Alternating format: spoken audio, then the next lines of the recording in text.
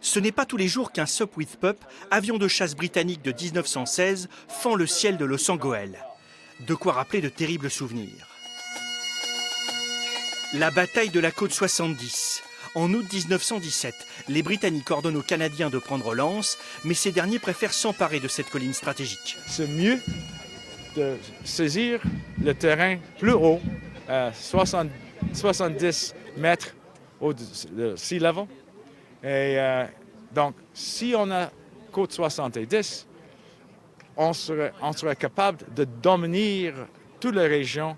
109 ans plus tard est inauguré le pavillon Brutinel, hommage à ce brigadier général canadien dont les hommes ont permis la conquête de la côte 70.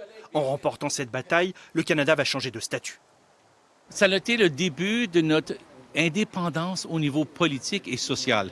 Ça va se faire juridiquement en 1931, mais ça a été le début de cette reconnaissance que le Canada est souverain dans sa capacité militaire à prendre des décisions et à faire des choix au niveau de l'activité militaire.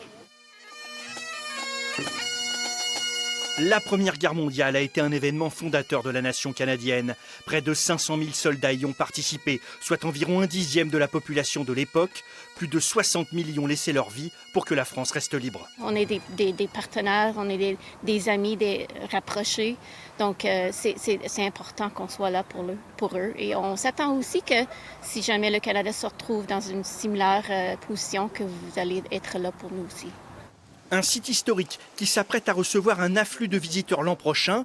On commémorera en effet les 110 ans de la prise de cette côte, tout comme les batailles d'Arras et de la crête de Vimy, dans lesquelles les Canadiens ont été particulièrement impliqués.